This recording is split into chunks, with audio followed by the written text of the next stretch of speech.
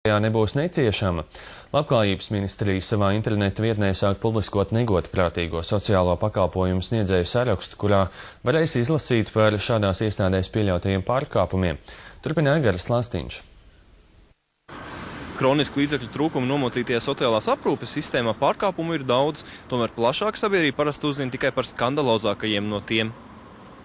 Tieši nesenais skandāls pansionātā Gaļņezers bija pēdējais piliens, kas Labklājības ministriju pamudināja izveidot publisku negodprātīgo sociālo pakalpojumu sniedzēju sarakstu.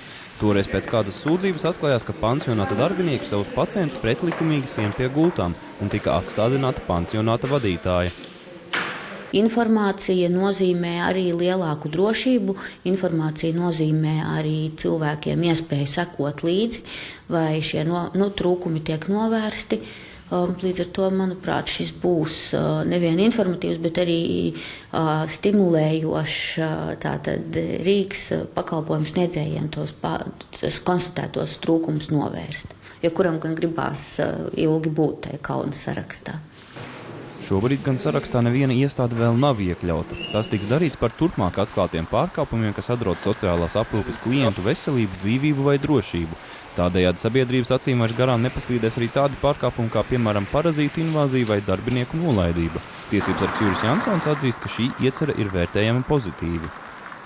Ikvienam cilvēkam, ikvienam sabiedrības pārstāvim ir tiesības zināt par pakalpojumu kvalitāti, vai tiek nodrošināts tā, kā tas ir ne tikai likumā noteikts, bet pēc vislabākām interesēm konkrētiem cilvēkiem.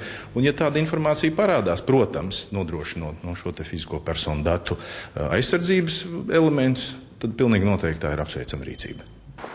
Savukārt Rīgas domē norāda, ka šī iecerē sevī ietver arī risku vēl vairāk sagraut jau tā zemo sociālās aprūpes sistēmas reputāciju. Labi, mēs uzstādīsim papildus prasības, mēs publicēsim un mēs nosodīsim, bet ko ir darījusi valsts līmenis un varbūt arī Labklājības ministrija, lai nodrošinātu to prasību izpildu, kādas šī ministrija un ministra kabinets ir noteikuši prasībās pakalpojumu sniedzējus. Tātad es gribētu arī redzēt pretim finanses, atskaits par naudām, kas ir ieguldīts, lai šīs prasības, kas ir uzstādīts, arī tiktu izpildīts.